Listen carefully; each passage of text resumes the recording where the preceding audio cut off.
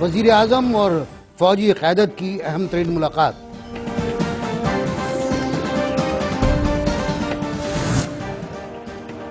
شمالی وزیرستان میں آپریشن کی حکمت عملی تیار۔ کیا امریکہ اب پوری طرح افغانستان سے جا رہا ہے؟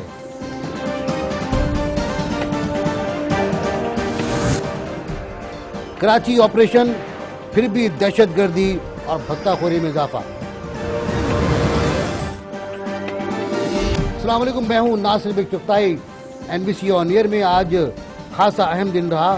قومی اسمبلی کا اجلاس ہوا، پرائم منسٹر کا خطاب ہوا، چودھری نثار کے شگوفے ہوئے، خورشید شاہ کے شکوے ہوئے، بہت سی باتیں ہوئیں، بہت سے مسائل آئے، کنفیوژن پھیلا رہا ہر طرف، حتیٰ کہ چودھری نثار بھی یہ کہنے پر مجبور ہو گئے کہ جو کنفیوز ہیں وہ کنفیوز ہی رہتے ہیں۔ عجیب سا جملہ تھا، لیکن آج صورتحال یہی رہی۔ اطلاعات یہ ہیں کہ شمالی وزیرستان میں آپریشن کی حکمت عملی فی الحال سرجیکل آپریشنز تک ہی رہے گی اور آگے بات نہیں بڑھے گی۔ ساتھ ہی ساتھ دوسرے مسائل بھی ہیں، ان تمام مسائل پر، تمام باتوں پر جن کا ذکر میں نے بھی کیا ہے، ہم گفتگو کریں گے۔ پہلے ایک بریک لیں گے، بریک کے بعد بات واپس شروع کریں گے۔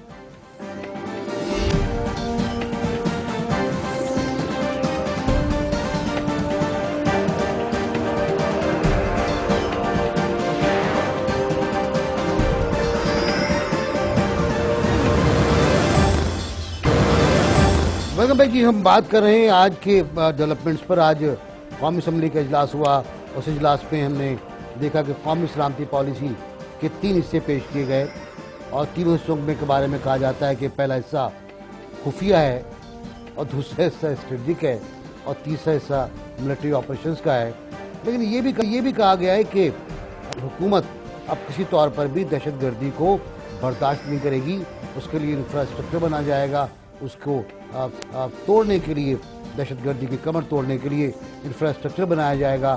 ایک تنظیم بنائی جائے گی جو نیکٹا کے تحت کام کرے گی۔ اس تنظیم میں 33 خفیہ ایجنسیاں ہوں گی جو اپنی انٹیلیجنس شیئرنگ کریں گی۔ اس کے علاوہ یہ بھی بتایا جا رہا ہے کہ یہ بات بھی ہوئی ہے کہ جن لوگوں کو ابھی تک اس پالیسی کے بہت سے مندرجات سے اختلاف ہے، ان کو دعوت دی جائے گی کہ وہ آئیں، بیٹھیں، بات کریں اور مسئلے کو آپس کی بات چیت سے حل کریں۔ اسمبلی کے اندر آج بتایا یہ گیا کہ یہ پالیسی تیار کی گئی ہے اور تمام عوامل کو سامنے رکھتے ہوئے جن کی وجہ سے پاکستان میں دہشت گردی پھیلی، اور بتایا گیا ہے کہ افغان جہاد اس میں شامل ہے، اس میں افغانیوں کی آمد شامل ہے، اس میں دیگر غیر ملکیوں کی آمد شامل ہے، اور اس کے ساتھ ساتھ یہ بھی کہ یہ خدشہ ظاہر کیا گیا ہے کہ دہشت گرد کیمیاوی اسلحہ بھی استعمال کر سکتے ہیں، ان کا توڑ بھی ضروری ہے۔ یہ بتایا جا رہا ہے کہ اگر آپریشن ہوتا ہے تو IDPs کو بہتر انداز میں اکوموڈیٹ کرنے کے لیے کیا کیا جائے گا، یہ بھی بات طے کی جا رہی ہے۔ آج اس کے بعد، اس واقعے کے بعد، قومی اسمبلی کے اجلاس کے بعد جناب وزیر اعظم سے ملاقات کی پاکستان کی مسلح افواج کے آرمی چیف نے، اور ان کے ساتھ DGMO ملٹری آپریشنز بھی تھے، ان کے ڈائریکٹر جنرل ملٹری آپریشنز بھی تھے، اور ISI کے چیف بھی تھے۔ وہاں بریفنگ دی گئی، خواجہ آصف بھی آ گئے، وزیر دفاع بھی آ گئے۔ اس سے پہلے آرمی چیف کل مل چکے تھے وزیر داخلہ چودھری نثار سے۔ یقیناً کچھ عام باتیں نہیں ہوں گی، کچھ خاص باتیں ہوں گی، اور خاص باتیں یہ ہوں گی کہ فاٹا میں اور خیبر میں اور شمالی وزیرستان میں کیا کیا جائے۔ آج کی اطلاعات کے مطابق ابھی تک شمالی وزیرستان میں بھرپور آپریشن کی بات نہیں ہوئی ہے۔ بات یہی ہوئی ہے کہ سرجیکل آپریشن کنٹینیو رکھا جائے، جو حملہ کرے اس کو نشانہ بنایا جائے اور ان کے مراکز کو بھی تباہ کیا جائے فضائیہ کے ذریعے۔ ابھی اطلاعات یہ ہیں کہ پاکستان کی 1 لاکھ سے زیادہ افواج وہاں موجود ہیں، ان کے پاس بھاری توپ خانہ بھی ہے اور دیگر اسلحہ بھی ہے، لیکن ابھی ان سے کہا جائے گا، غالباً یہ اطلاع ہے کہ ان سے کہا جائے گا کہ ابھی فی الحال وہ ایکٹیو نہ ہوں، لیکن کسی بھی حملے کی صورت میں وہ اس کا جواب دیں۔ میرے ساتھ موجود ہیں جناب بریگیڈیئر شاہ صاحب، اور میرے ساتھ موجود ہیں جناب اکرام سہگل صاحب، دونوں اپنی سبجیکٹس کے ایکسپرٹس ہیں، اور میں ان سے روشنی حاصل کرتا رہا ہوں ایک عرصے سے۔ میں پہلے پوچھوں گا بریگیڈیئر محمود شاہ صاحب سے۔ شاہ صاحب، آپ نے آج جو کارروائی دیکھی اور جو ملاقاتیں دیکھی، آپ نے ملاقاتیں جس نوعیت کی تھیں، آرمی چیف کی پرائم منسٹر سے، ان میں DGMO بھی تھے اور ISI کے چیف بھی تھے، اس سے پہلے CIA کے چیف پاکستان کا دورہ کر کے جا چکے ہیں، اور اس سے پہلے اور بھی کئی ملاقاتیں ہو چکی ہیں، سعودی عرب کے لوگ بھی یہاں آ چکے ہیں. تو آپ آج کے بعد کیا کہیں گے کہ ہم کس سمت میں جا رہے ہیں، اور کیا آرمی کو اختیار مل گیا ہے آپریشن کا؟ میرے خیال میں ابھی تک جو قومی اسمبلی میں بیانات تھے وزیر اعظم صاحب کے اور چودھری نثار کے، ان سے تو یہ اندازہ لگانا مشکل ہے کہ کوئی فیصلہ اس طرح کا کیا گیا ہے. اور جیسے آپ نے فرمایا کہ شاید سرجیکل سٹرائکس ہوں گے، اس کو ایکچولی سرجیکل سٹرائکس کو ایک طریقے میں جو امریکن اسٹریٹجی ہے اس کو کاؤنٹر ٹیررزم کہتے ہیں، یعنی جو ٹیررسٹ کے بارے میں اطلاع ملے وہاں جہاز سے اس کو اڑا دیا جائے یا ڈرون سے اڑا دیا جائے. تو امریکہ جو ہے یہ اسٹریٹجی افغانستان میں پچھلے 10 سال سے کرتا رہا ہے، اور اس میں ان کو کامیابی نہیں ہوئی، یعنی انہوں نے ٹیررزم ختم نہیں کی، اور نہ ٹیررزم اس طرح ختم ہو سکتی ہے. امریکن فورسز کی جو ٹیکنالوجی ہے ٹارگیٹ ایکوزیشن کی، وہ بہت اعلیٰ ہے، ہمارے سے ریئل ٹائم انفارمیشن ان کو ہوتا ہے، اور تب بھی ان کو کامیابی نہیں ہوئی. تو میں سمجھتا ہوں کہ اس طرح کی سرجیکل آپریشن جو ہے یہ تو ریٹیلیٹری ایکشنز کے لیے جو ہے شاید ٹھیک ہے، لیکن as an over all strategy کہ آپ اپنے ملک سے دہشت گردی کو کیسے مٹائیں گے، اس کے لیے کاؤنٹر انسرجنسی، جس کو جنرل ڈیوڈ پیٹریس نے کوائن کا نام دیا ہے، اور اس کے اوپر کافی انہیں لکھا بھی ہے، اور وہ ٹروپ انٹینسو آپریشنز ہوتے ہیں جس میں زمینی دستے جو ہے وہ اپنے ہدف پہ ہم قابو کرتے ہیں. اور دراصل یہ ورلڈ وار 2 کا لیسن ہے کہ صرف ایئر سے جو ہے وہ جنگ نہیں جیتی جا سکتی. تو اس لیے میں سمجھتا ہوں کہ ایسا کوئی ڈیسیجن ابھی تک تو نہیں ہوا، یا اگر آج آرمی چیف اور وزیر اعظم کے درمیان جو ملاقات ہوئے اس کے اندر اس کے اوپر کوئی انڈرسٹینڈنگ ہوئی ہے، تو میرے خیال میں وہ ایک پراپر اسٹریٹجی ہے. ہمارے پاس ٹروپس بھی ہے، ہماری آرمی بھی جو ہے وہ ٹروپ انٹینسو ہے، اکوپمنٹ انٹینسو نہیں ہے جیسے مغربی قوتیں ہیں، وہ ٹیکنیکلی بہتر ہے. تو میں سمجھتا ہوں کہ ابھی تک اس لحاظ سے کوئی فیصلہ، اور فائنلی ان کو یہ فیصلہ کرنا پڑے گا. اکرام سہگل صاحب، ہم نے عراق کی وار دیکھی، ساتھ ہی کور کی ہم لوگوں نے، اور وہاں ہم نے دیکھا کہ پہلے اینیمی کو سافٹ کرنے کے لیے، اس کے بیلی کو سافٹ کرنے کے لیے امریکی ایئر فورس نے بے تحاشا حملے کیے. الٹیمیٹلی امریکی دستوں کو اندر جانا پڑا، بغداد کے اندر اور بصرہ کے اندر اور دیگر علاقوں میں. آپ جو پاکستان کی صورتحال میں بالکل مختلف صورتحال ہے پاکستان کی عراق سے، اس صورتحال میں آپ کیا دیکھ رہے ہیں؟ اس پالیسی کے نتیجے میں کیا حاصل ہوگا؟ دیکھیے، پہلے تو آئی تھنک سب سے بڑی بات یہ ہے کہ فائنلی کوئی کاؤنٹر ٹیررزم پالیسی سامنے آئی ہے. ایک سب سے پہلی بات ہم یہ کر رہے تھے کہ ہم باتیں کر رہے تھے کہ سب باتوں تک محدود رہتی تھی، کوئی ٹھوس کوئی بھی پلان کبھی بھی نہیں آئی. اب ایٹ لیسٹ ہمیں ایک واضح طور پر پتہ چل گیا ہے کہ ایک انٹرنل سیکورٹی پلان، اور جو پلان بنایا ہے وہ ایکچولی ناؤ فارمولیشن ہو گیا، اور اس کو انہوں نے کیبنٹ اور پارلیمنٹ کے سامنے پیش کر دی. دیکھیے، میں ایک بات پر برگیڈیئر محمود شاہ بڑے ایکسپرٹ ہیں، اور پرٹیکولرلی فرنٹیئر میں، لیکن یہ کوائن آپریشن جو ہے یہ تو ہم کر رہے ہیں. اب کوائن آپریشن ایکچولی اگر ہم کر رہے ہیں، پہلے تو ہم نے ٹھیک نہیں کیا 2003 سے لے کے 2007 تک، اور پھر جب ہم نے ٹھیک کرنا شروع کیا، پہلے ہم نے سوات میں کیا اور پھر ہم نے فاٹا میں کیا.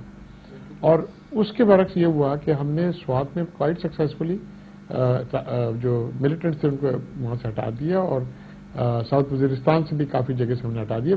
وہ زیادہ تر جا کے نارتھ وزیرستان میں، محمد ایجنسی میں وغیرہ وغیرہ وہ جا کے تتر بتر ہو گئے، لیکن انہوں نے اپنی سینچوریز وہاں پر لے لی اور وہیں سے آپریٹ کرتے تھے.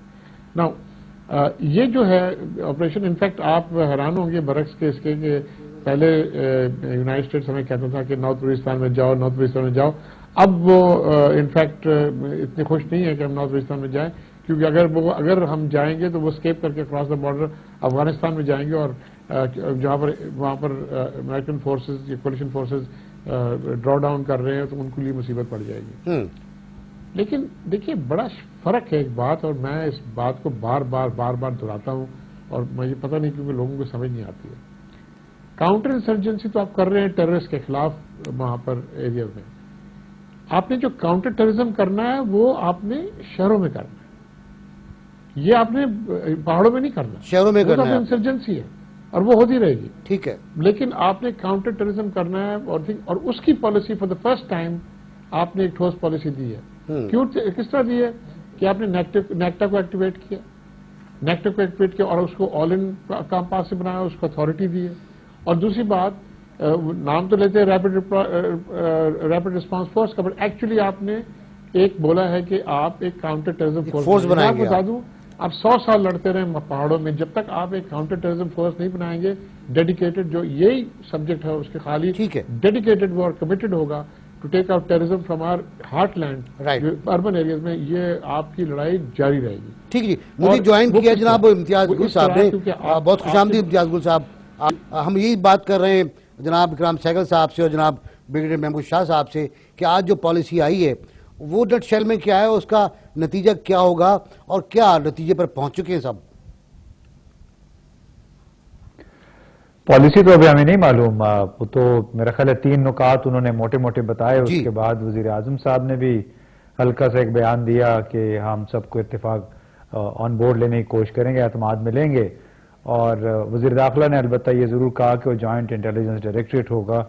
ابھی اس کے مزید تفصیلی خد و خال جب تک معلوم نہیں ہوتے ہیں اس وقت تک یہ کہنا بڑا مشکل ہے کہ یہ کامیاب ہوگی کہ نہیں, کیونکہ ہمیں تو اس ملک کے اندر جو مذہبی انتہا پسندی ہے, دہشت گردی ہے یا عسکریت پسندی ہے, اس کی وجوہات پہ جانا ہوگا. جب تک ہم وہ وجوہات ختم نہیں کریں گے اس وقت تک آپ جو مرضی پالیسی بنا لیں, اگر اس پالیسی میں ان وجوہات کا ذکر نہیں ہے اور اس کا ازالہ نہیں ہے تو بہت مشکل ہوگا کہ اس کو کامیابی سے ہمکنار کیا جا سکے. مثال کے طور پہ اس ملک میں اگر غیر ریاستی عناصر, غیر ریاستی ملیشیا اگر موجود ہیں, آپریٹ کرتے ہیں, اور ان کو کچھ ریاستی عناصر یا ادارے براہ راست یا بالواسطہ طور پہ حمایت بھی اس کی کرتے ہیں, سپورٹ کرتے ہیں, تو اس میں آپ یہ کاؤنٹر ٹیررزم یا انسداد دہشت گردی کی پالیسی آپ کیسے اس پہ کامیاب کر پائیں گے جب تک اس ملک کے اندر پولیس اور آئی ایس آئی اور آرمی کے درمیان کوئی باہم رابطہ قائم نہیں ہوگا. اس وقت تک بڑا مشکل ہوگا یہ کہنا کہ یہ اندرونی پالیسی جو ہم نے دی ہے یہ کامیاب ہو پائے گی. بے شمار مثالیں ہیں جہاں پہ یہ کہا جاتا تھا, دعوے کیے جاتے تھے, ہمیں ایگزیکٹ نہیں پتا کہ اس کی حقیقت کیا ہے, لیکن دعوے یہ ضرور کیے جاتے تھے. آج بھی آپ پشاور جائیں, سوات جائیں, وزیرستان جائیں, آپ کو ایسے پولیس آفیسر ملیں گے, آپ کو ایسے سرکاری افسر ملیں گے جو کہ یہ کہتے ہیں کہ انہوں نے دہشت گردوں کو پکڑا, لیکن پھر یونیفارم والے ادارے سے یعنی فوج سے یا آئی ایس آئی کی طرف سے ان کو فون آیا اور انہیں چھوڑنا پڑ گیا. تو جب تک یہ اس نوعیت کی چیزیں ختم نہیں ہوں گی اس وقت تک کوئی بھی پالیسی کامیاب نہیں ہو پائے گی. اسی طرح جو تحفظات بھارت کو پاکستان کے حوالے سے ہیں وہ تحفظات جب تک دور نہیں ہوں گے, ان کے اسباب جب تک دور نہیں ہوں گے, اندرونی سیکیورٹی پالیسی اس وقت تک کامیاب نہیں ہو پائے گی. رائٹ جی, بریگیڈیئر صاحب آپ فرمائیے گا کہ امتیاز گل صاحب نے 3-4 باتیں بہت پریسائز کی ہیں, ان کا کوئی آپ پاس جواب ہوگا یا آپ اسے ایگری کرتے ہیں؟ میں سمجھتا ہوں کہ حکومت پاکستان کو اور ان کے تمام اداروں کو یہ بات سمجھ لینا چاہیے کہ پاکستان ایک ریگولر ملک ہے, ایک نیوکلیئر پاور ہے, ایک ایسا ملک ہے جو پراپرلی آرگنائزڈ ہے. افغانستان نہیں ہے جن کی حکومت نہیں ہے, فوج نہیں ہے, ایئر فورس نہیں ہے, نیوی نہیں ہے. پاکستان جو ہے ماشاءاللہ ویل اکوپڈ آرمی اور ایئر فورس کے ساتھ ہے, اور ہمارے اگر فارن پالیسی آبجیکٹیوز ہیں کوئی, اس کو حاصل کرنے کے لیے یہ ہمارے ڈپلومیسی, ہماری آرم فورسز یہ استعمال کرنے چاہیے. یہ جو ریگ ٹیگ فورسز ہے جس کا ماضی میں ہم استعمال کر چکے ہیں اور جن کی طرف امتیاز گل صاحب نے اشارہ کیا ہے, اس پالیسی کو ٹوٹلی ختم کرنا ہوگا.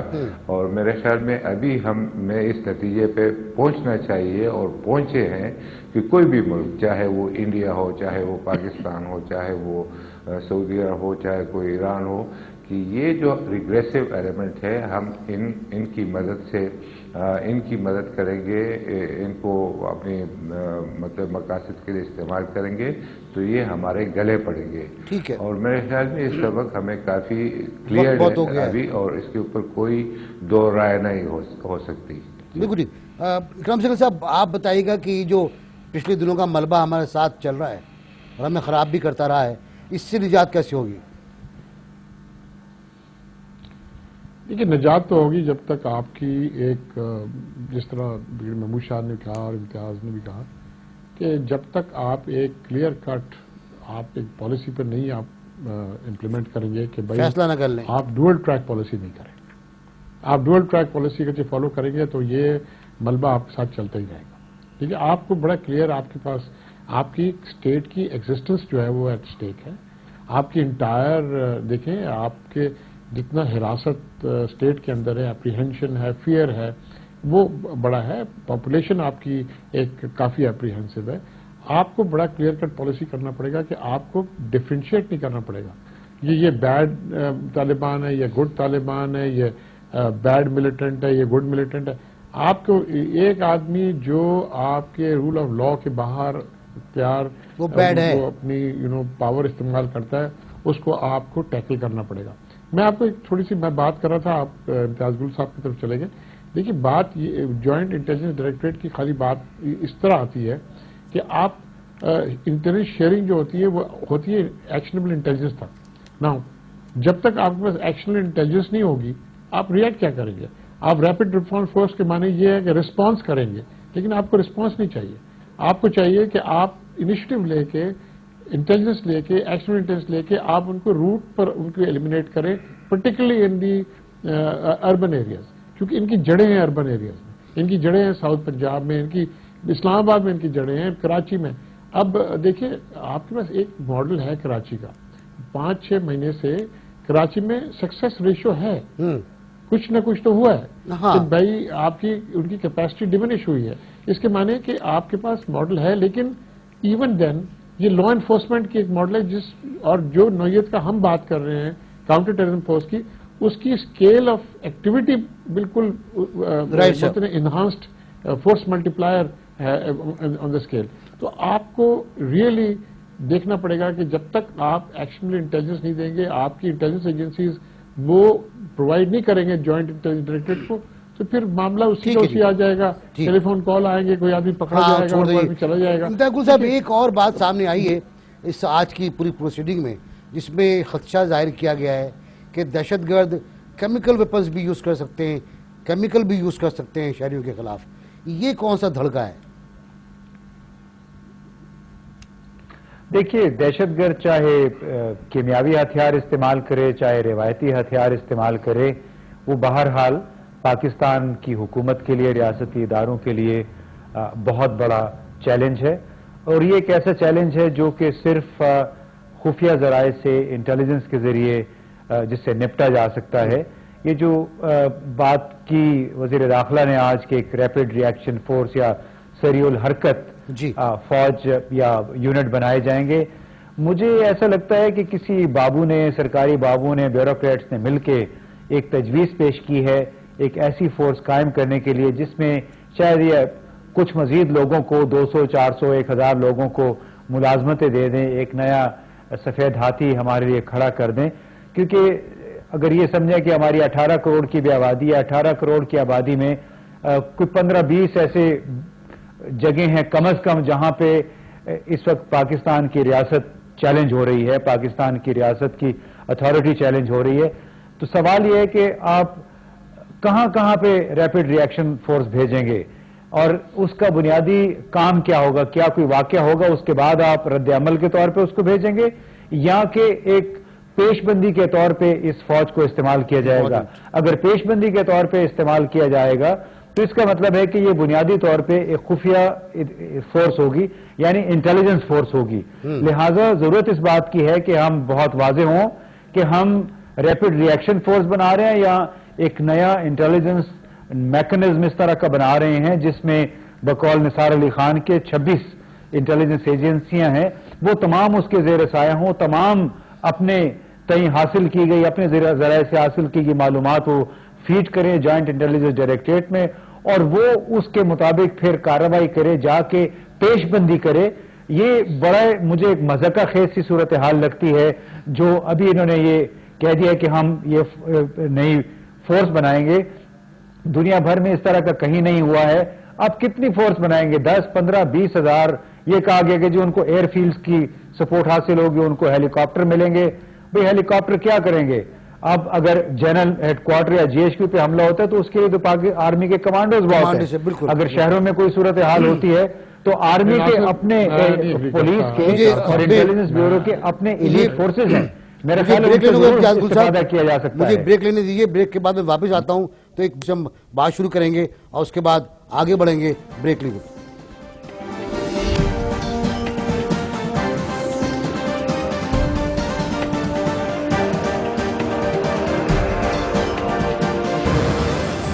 جی ہم بات کریں پاکستان کی. پاکستان سے ایک اور ملک بھی منسلک ہے، اس کی سرحدیں منسلک ہیں، وہ افغانستان ہے. صدیوں کے ناطے ہیں، صدیوں کے رشتے ہیں، برسوں کی دشمنیاں ہیں اور اشروں کی لڑائیاں ہیں اور اشروں پر محیط ایک دہشت گردی ہے جو کنٹینیو ہے ان دونوں ملکوں کے درمیان کراس دی بارڈر. یہاں پر امریکہ نے حملہ کیا، امریکہ نے اس پر قبضہ کیا، امریکہ نے اپنا بندہ لا کے بٹھا دیا. امریکہ کے کرزئی صاحب امریکہ سے آئے اور یہاں کے پریزیڈنٹ بن گئے.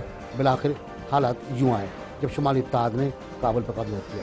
اب صورتحال یہ ہے کہ کرزئی بتانا چاہ رہے ہیں کہ وہ امریکہ کے خلاف ہو گئے ہیں اور وہ بار بار جتانا چاہ رہے ہیں کہ ان کو امریکہ اب نہیں بھاتا.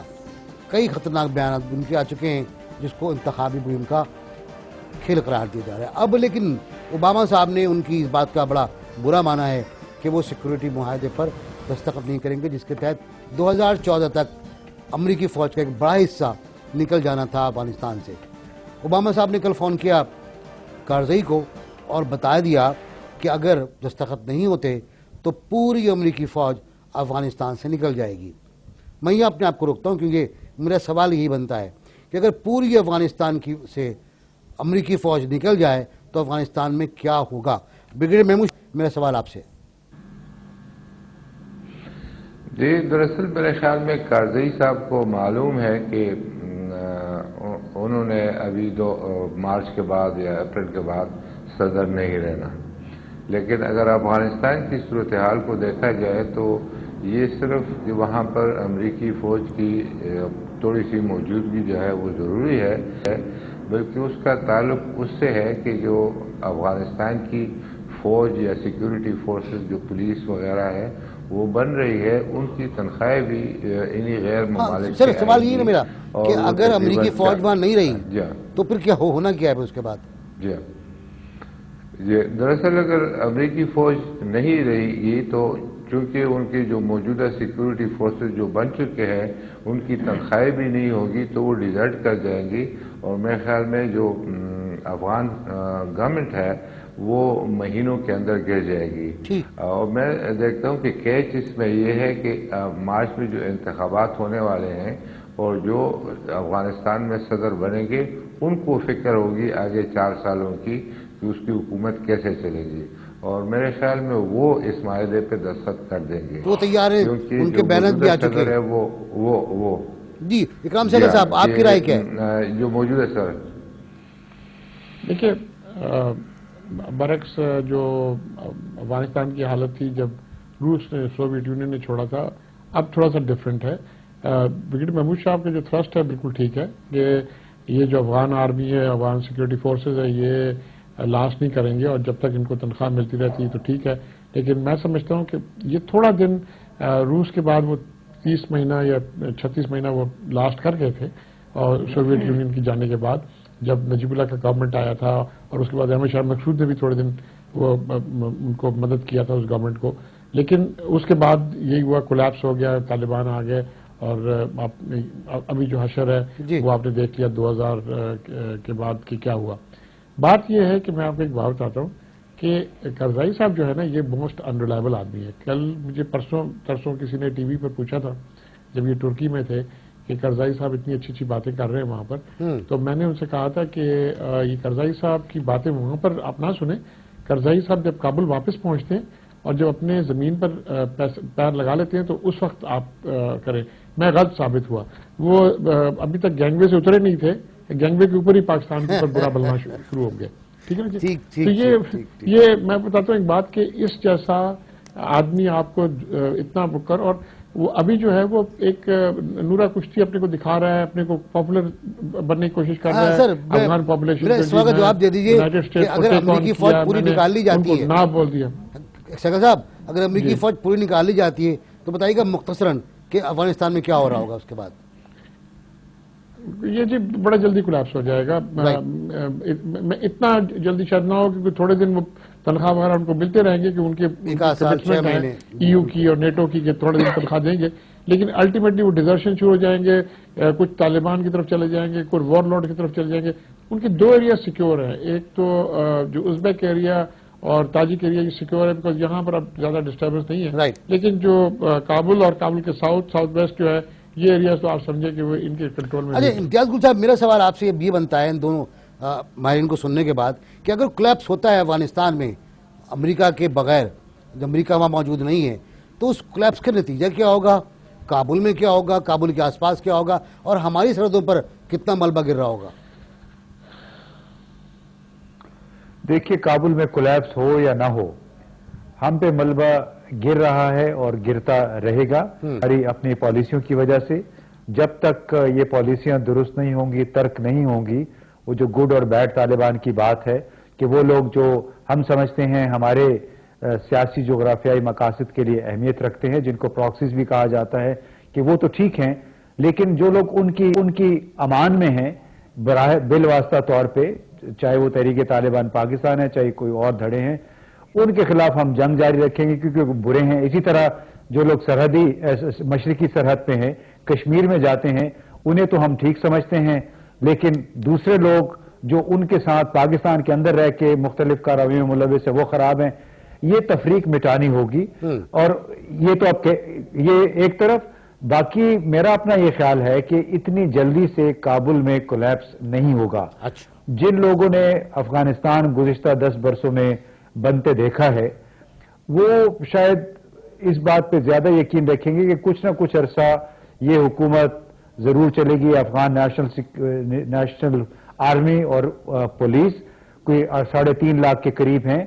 اب یہ میرا خیال ہے کہ کسی نہ کسی طریقے سے کچھ نہ کچھ عرصے تک ضرور قائم و دائم رہیں گے. اس کی بنیادی وجہ یہ ہے کہ نیٹو کے بڑے ممالک جو کہ یورپین یونین کے بھی بڑے ممالک ہیں, انہوں نے 2024 تک وعدہ کیا ہوا ہے, ایک اپنی کمٹمنٹ دی ہوئی ہے کہ وہ افغانستان کے ساتھ ہے, جو اس کی مالی ضروریات ہوں گی وہ پوری ہوتی رہیں گی. تو بھلے یہاں سے تمام طرح افواج نکل جائیں, ان کو معلوم ہے کہ افغانستان کے ساتھ پاکستان جڑا ہوا ہے, پاکستان کے بہت سارے لوگ لاکھوں کی تعداد میں ان تمام ممالک میں پھیلے ہوئے ہیں, چاہے وہ یورپین یونین کے ممالک ہیں چاہے امریکہ اور کینیڈا ہیں, اور ان کو یہ بھی معلوم ہے کہ چونکہ یہ لوگ پھیلے ہوئے, ان کے تانے بانے بہرحال اپنے ملک سے ملتے ہیں, افغانستان میں موجود, پاکستان میں موجود. تو یہ جو انسانی رشتے ہیں, دوستیاں ہیں, نظریاتی تعلقات ہیں, ان کے پیش نظر ان تمام ممالک کو یہ خدشہ ہے کہ اگر انہوں نے مکمل طور پہ افغانستان کو چھوڑ دیا تو ایک بار پھر افغانستان اسی قسم کی خانہ جنگی کا شکار ہو جائے گا جس کا سامنا اس کو 1992 اپریل میں کے بعد کرنا پڑا تھا جب مختلف دھڑے آپس میں لڑ پڑے تھے. تو میں نہیں سمجھتا کہ صورتحال اتنی زیادہ گھمبیر ہے کہ ایک دم چند دنوں میں یا مہینوں میں کابل کے اندر حکومت کا خاتمہ ہو جائے گا, کیونکہ ہمیں یہ بات بھی ذہن میں رکھنی چاہیے کہ ایک طرف افغان آرمی ہے, پولیس ہے, دوسری طرف اس میں بہت بڑا ایک سٹیک ہولڈرز پیدا ہو گئے ہیں, چاہے وہ بزنس مین ہیں, چاہے وہ بیوروکریسی ہے, جو کہ خود کوشش کریں گے کہ جو پاور سینٹرز ہیں, چاہے جلال آباد ہے, چاہے کابل ہے, چاہے کندھار ہے, چاہے مزار شریف ہے, ہرات ہے, ان کو کسی نہ کسی طریقے سے بچائے رکھے. اور پاکستان کی بھی یہ کوشش ہونی چاہیے کہ وہ لوگ جو کہ افغانستان کے اندر جا کے عدم استحکام کا سبب بن رہے ہیں ان کو ان کاموں سے روکے, کیونکہ اگر عدم استحکام افغانستان میں ہوگا تو اس کا براہ راست ملبہ پاکستان پہ, پاکستان کے غریب عوام پہ آئے گا جو کہ پہلے ہی ظلم کی چکی میں, مہنگائی کی چکی میں اور دہشت گردی میں پس رہے ہیں. اچھا میں ایک سوال آپ سے کرنا چاہوں گا کہ دہشت گردی کا آپ نے حوالہ دیا, جو پہلے ہی چکی میں پس رہے ہیں. اگر ہم آپریشن کرتے ہیں افغانستان کے بارڈر کے ساتھ ساتھ تو یقیناً ہمیں اپنے شہروں میں بھی جانا ہوگا, شہروں میں بھی دیکھنا ہوگا. تو شہروں میں یہ لڑائی کس طرح کی ہوگی؟ یہ تو میں مشکل ہے کہنا کہ کس نوعیت کی لڑائی ہوگی, لیکن یہ مجھے ضرور معلوم ہے, میں یقین سے کہہ سکتا ہوں کہ اگر اس ملک میں قانون کی حکمرانی قائم کرنے کی کوشش نہ کی گئی, اگر اس ملک میں غیر قانونی طور پہ غیر ریاستی عناصر کی طرف سے اداروں کا, مساجد کا, مدرسوں کا بننا بند نہ ہوا, اور ہمارے سیاستدانوں نے خود قانون کا احترام کرنا نہ سیکھا, اپنے آئین کی عملداری اگر ہم نے نہ کی, تو پھر یہ جنگ اس کی کوئی انتہا نہیں ہوگی. یہ کیونکہ براہ راست غیر ریاستی عناصر کے لیے ایک حوصلہ افزائی کا سبب بنتا ہے. میں تو اس دن سے ڈرتا ہوں کہ جب اسلام آباد میں موجود 85-86 غیر قانونی مدارس اور مساجد میں تربیت پانے والے کسی ایک دن ایکا کر کے ہر سیکٹر میں پھیل جائیں, 8-8, 10-10 گھروں کو پہ قبضہ کر لیں, ان کو یرغمال بنا لیں, پھر کیا ہوگا؟ کیا اسلام آباد ایک مکمل طور پہ میدان جنگ بن جائے گا؟ کس طرح ہم ایکسٹریکیٹ کر پائیں گے لوگوں کو اس صورتحال سے؟ تو بنیادی کنجی صورتحال کی قانون کی عملداری ہے, قانون پہ عمل درآمد ہے, اوپر سے لے کے نیچے تک. جب تک یہ نہیں ہوگا پاکستان کے اندر میرا خیال ہے کہ یہ کانفلکٹ جو ہے ریاستی عناصر اور غیر ریاستی عناصر کے درمیان مزید پھیلتا چلا جائے گا. بہت شکریہ آپ کا امتیاز, بہت شکریہ بریگیڈیئر شاہ محمود صاحب, اور بہت شکریہ آپ کا جناب اکرام سکل صاحب ہمارے ساتھ رہنے کا. یہ پیغام آپ نے سن لیا کہ ہمارے مسائل کا حل قانون کی حکمرانی میں. میں بریک لوں گا, بریک کے بعد واپس آ کر ہم دیکھیں گے کہ کراچی میں آپریشن کیا کر رہا ہے.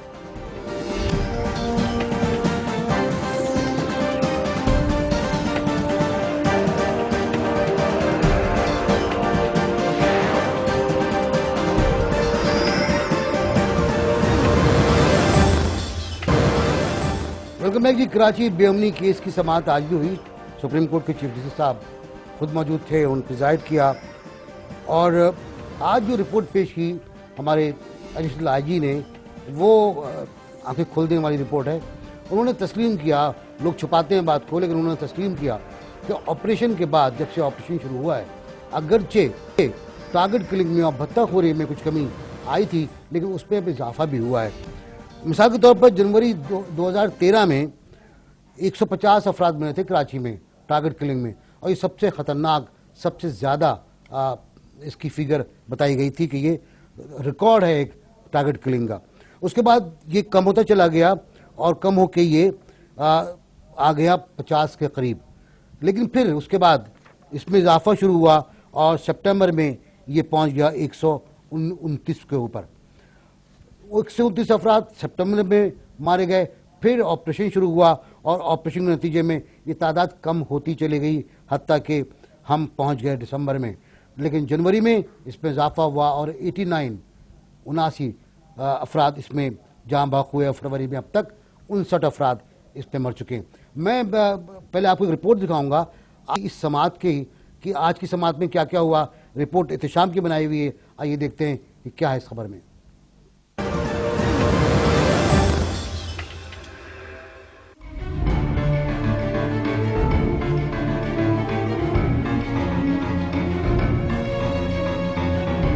ایڈیشنل آئی جی کراچی شاہد حیات نے شہر میں جاری ٹارگیٹڈ آپریشن سے متعلق 16 صفحات پر مشتمل رپورٹ سپریم کورٹ میں پیش کر دی. رپورٹ اب تک نیوز نے حاصل کر لی ہے. رپورٹ میں کہا گیا ہے کہ ستمبر 2013 میں آپریشن کے آغاز پر جرائم میں کمی ہوئی, لیکن جنوری 2014 میں جرائم میں دوبارہ اضافہ ہو گیا. جنوری 2013 سے اگست 2013 تک 929 افراد ٹارگٹ کلنگ کا شکار ہوئے. آپریشن کے بعد سے اب تک 461 افراد کو موت کے گھاٹ اتار دیا گیا. آپریشن کے بعد سے اب تک 94 پولیس اہلکار شہید ہوئے اور 67 ملزمان کو جیل بھیجا گیا, جبکہ 4 پولیس کی حراست میں ہیں. رپورٹ کے مطابق ٹارگیٹڈ آپریشن کے دوران قتل کی وارداتوں میں 30%, ٹارگٹ کلنگ میں 56% اور اسٹریٹ کرائم میں 3% کمی ہوئی. بھتّے کی وارداتوں اور دہشت گردی کے واقعات میں اضافہ ہوا. رپورٹ میں کہا گیا ہے کہ دہشت گردی میں اضافے کی وجہ آپریشن کا رد عمل ہے. ٹارگیٹڈ آپریشن میں 601 ملزمان کو گرفتار کیا گیا، جن میں سے 356 ملزمان نے 596 قتل کی وارداتوں کا اعتراف کیا. گرفتار ٹارگٹ کلر کو کسی بھی عدالت نے ضمانت پر رہا نہیں کیا. پروگرام NBC آن ایئر کے لیے احتشام خالد، کراچی. اب تک. احتشام کی رپورٹ سنی آپ نے، احتشام خالد کی رپورٹ سنی آپ نے. احتشام میرے ساتھ موجود ہیں. احتشام السلام علیکم. وعلیکم السلام. احتشام بتائیے گا کہ آج عدالت میں کیا موڈ تھا، لوگوں نے کیا باتیں کی اور خود جج صاحبان کا کیا انداز تھا؟ جی ناصر صاحب، سپریم کورٹ کراچی رجسٹری میں بے امنی کیس کی سماعت 5 رکنی لارجر بینچ نے کی. پولیس کی جانب سے ایڈیشنل IG شاہد حیات اور قائم مقام IG سندھ اقبال محمود عدالت میں پیش ہوئے. ایڈیشنل IG شاہد حیات نے ایک رپورٹ جمع کروائی عدالت میں، جس کے مطابق کراچی آپریشن کے دوران، جب سے کراچی میں 5 ستمبر کے بعد سے آپریشن شروع ہوا ہے، اس وقت سے لے کر اب تک جرائم کی کیا صورتحال رہی اور اس سے قبل جرائم کی کیا صورتحال رہی. یہ ایک تفصیلی رپورٹ عدالت میں ایڈیشنل IG نے جمع کروا دی ہے. رپورٹ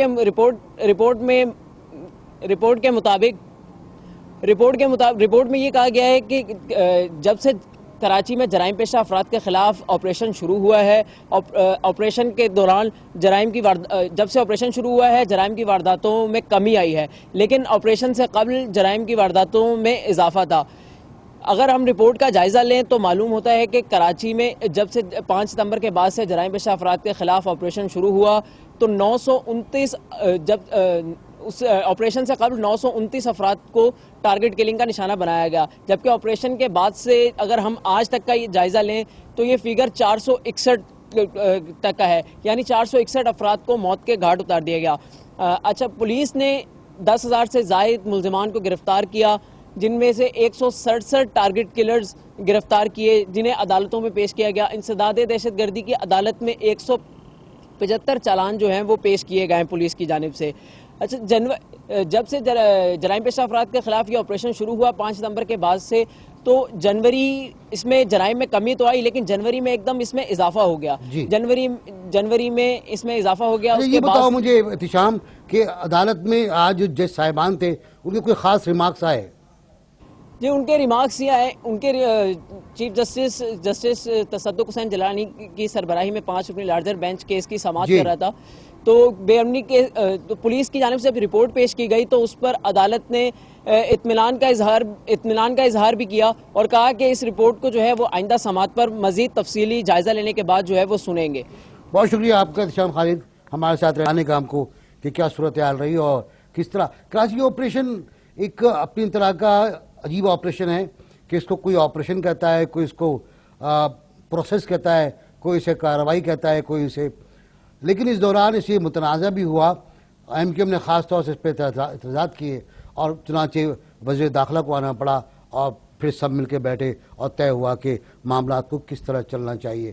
اس دوران ماورائے عدالت قتل کی باتیں بھی آئیں، اور لیکن اس کے بعد چودھری نثار نے یہاں کے کہا کہ رینجرز کو اختیارات حاصل ہیں گرفتاری کے بھی اور لوگوں کو کورٹ میں پیش کرنے کے بھی. لیکن گزشتہ سماعت پر عدالت نے اس بات پر تفتیش ظاہر کی تھی کہ 4,000 افراد گرفتار ہوتے ہیں اور چالان پیش ہوتا ہے 170 کا، 175 کا. اس پر تفتیش انہوں نے ظاہر کی تھی تشویش کہ ایسا نہیں ہونا چاہیے، چالان مکمل کر کے عدالتوں کو حوالے کیا جانا چاہیے، ورنہ پھر یہ قضیہ اٹھتا ہے کہ عدالتیں سزائیں نہیں دیتی اور عدالتیں سزائیں دینے میں تاخیر کرتی ہیں.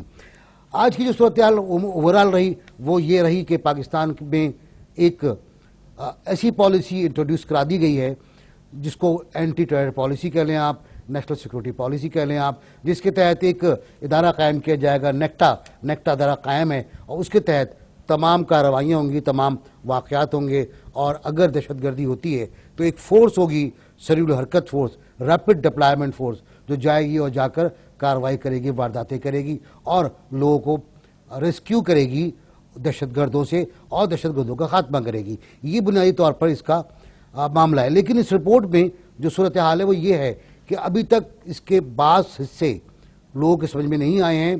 خورشید شاہ کہتے ہیں کنفیوژن پیدا ہو گیا ہے. پرائم منسٹر نے یقین دلایا ہے کہ اگر کوئی ابہام ہے تو اس کو دور کیا جائے گا. اس کے علاوہ یہ بھی کہ آج کے حوالے سے یہ کہا جا رہا تھا کہ شمالی وزیرستان میں مکمل آپریشن کے فیصلے ہو جائیں گے، لیکن فیصلے ابھی تک نہیں ہو سکے۔ اطلاعات یہ ہیں کہ سرجیکل آپریشن جاری رہے گا، اس دوران فوج جو ہے وہ اپنے پلاننگ کرے گی، تیاری کرے گی پلاننگ۔ آج پاکستانی مسلح افواج کے وفد نے ملاقات کی پرائم منسٹر سے، اور پرائم منسٹر سے انہوں نے ڈسکس کیا پوری صورتحال کو، طالبان کو، فاٹا کو، خیبر کو، شمالی وزیرستان کو، اور جاری سرجیکل ایئر اسٹرائکس کو۔ سرجیکل ایئر اسٹرائکس کے بارے میں کہا جاتا ہے یہ اب پریسائز ہیں، اور ان کے بارے میں کہا جاتا ہے کہ اب یہ ویلڈ انٹیلیجنس انفارمیشن پر بیس کر رہی ہیں۔ یہ بھی بتایا گیا کہ فوج نے جو ٹائم فریم پیش کیا ہے اس کے مطابق اگر بھرپور آپریشن کیا جائے تو شمالی وزیرستان کو 3 سے 4 ہفتے کے دوران کلیئر کرایا جا سکتا ہے، اور اس کے لیے مثال دی جاتی ہے سوات کی، کہ جہاں جب ایک بار فوج سے کہہ دیا گیا کہ آپ کو علاقہ خالی کرانا ہے، آپ کو علاقے کو طالبان سے یا دہشت گردوں سے صاف کرنا ہے، تو فوج حرکت میں آئی، اور فوج نے وہاں جا کر خود فوج اندر داخل ہوئی سوات میں۔ پہلے جو کارروائی تھی وہ فضائی کارروائی تھی، اور اس کے بعد وہاں انہوں نے اس علاقے کو واپس حاصل کر لیا ان لوگوں سے جنہوں نے وہاں قبضہ کر لیا تھا۔ لیکن یہ بھی ہے کہ اس دوران لاکھوں افراد ڈسپلیس ہوئے، لاکھوں افراد کو اپنے گھر بار چھوڑنے پڑے، اور یہ بہت اہم بات ہے کہ ان کی بہت اچھی طرح مہمان نوازی کی گئی دوسرے علاقوں میں جہاں وہ گئے، جہاں کیمپ لگائے گئے، اور یہ کوشش رکھی گئی کہ کم سے کم مدت میں کارروائی پوری ہو اور یہ واپس اپنے گھروں کو جائیں۔ یہ اپنے گھروں کو واپس بھی آئے، لیکن یہ بھی ہوا کہ پھر وہاں ایک مستقل ایک عرصے تک فوج موجود رہی، فوج وہاں موجود ہے، اور فوج وہاں کارروائیاں بھی کرتی ہے، فوج وہاں ان لوگوں کو ایلیمینیٹ کر رہی ہے جو انسرجنسی میں اب بھی ملوث ہیں، کبھی کبھی پہاڑوں سے وارداتیں کرتے ہیں۔ اہم بات یہ ہے کہ جب سوات کا ماڈل ہمارے سامنے ہے تو ہم اس کو سبق حاصل کریں، اس سے ہم سیکھیں، خاص طور سے آئی پی ڈی سے کرائسس۔ یہ کرائسس وہ کرائسس ہے جو لوگوں کو بہت شدید نفسیاتی عوارض اور مرائض میں مبتلا کرتا ہے۔ جب بچے اپنے گھروں کو چھوڑتے ہیں تو وہ بے گھر ہو جاتی ہیں، اور ان کا سہارے ٹوٹ جاتے ہیں، ان کے اسکول ان سے جدا ہو جاتے ہیں، ان کے کھلونے ان کو نہیں ملتے، اور وہ بے گھر و سامان اپنی زندگی گزارتے ہیں۔ ہم نے اس بارے میں بہت لمبی بحث بھی کی آج، اور آئندہ بھی کرتے رہیں گے اس صورتحال پر کہ ہمیں کیا کرنا ہے، کیا نہیں کرنا چاہیے، اور ساتھ ساتھ ہم دیکھتے رہیں گے کہ حکومت کیا کر رہی ہے، اور ٹیررزم کے خلاف کیا کارروائی ہو رہی ہے، اور ٹیررزم کے خلاف کس طرح آگے جایا جا رہا ہے۔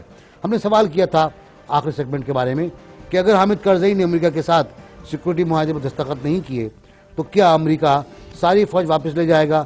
63% نے کہا نہیں، امریکہ اتنا بیوقوف نہیں ہوا ہے کہ وہ پوری فوج واپس لے جائے، وہ اپنے مفادات کے تحت فوج کا ایک حصے کو کسی نہ کسی شکل میں وہاں رکھے گا۔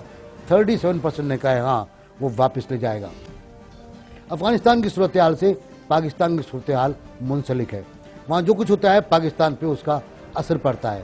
یہ بات اب واضح ہو چکی ہے کہ پاکستان کے تمام لوگوں نے اپنے ڈیپتھ کے بارے میں جو ایک حکمت عملی بنائی گئی تھی پچھلے دنوں ماضی میں، اس کو مسترد کر دیا ہے، اور کہا ہے کہ اب یہ اسٹریٹجی کام نہیں کرے گی، ان لوگوں کو چھوڑ دیا جائے جو ہمارے نہیں ہیں، اور ان کو اپنا نیبر سمجھا جائے، اپنا پڑوسی سمجھا جائے، اور ہمیں اپنا گھر ٹھیک کرنا چاہیے، ہمیں اپنے آپ کو ٹھیک کرنا چاہیے۔ امتیاز گل صاحب یہی کہہ رہے تھے، بریگیڈیئر صاحب یہی کہہ رہے تھے، اور اکرام سہگل صاحب یہی کہہ رہے تھے کہ ہمیں اب یہ تمیز نہیں کرنی چاہیے کون اچھا ہے کون برا ہے۔ جو برے ہیں وہ ہتھیار اٹھاتے ہیں، لوگ قتل کرتے ہیں، ان میں کوئی اچھا نہیں۔ یہ ان تینوں حضرات کا متفقہ رائے تھی آج کے اس پروگرام میں، اور انہوں نے یہ بھی کہا کہ ان کے خلاف پھر کارروائی کے لیے ایک واقعتاً ایسی فورس ہونی چاہیے جو کارروائی بھی کر سکے، اور جس کے پاس انٹیلیجنس کی تمام وہ معلومات ہوں جو واقعتاً معلومات کہلاتی ہیں۔ کل تک کے لیے اجازت دیجیے گا، اللہ حافظ۔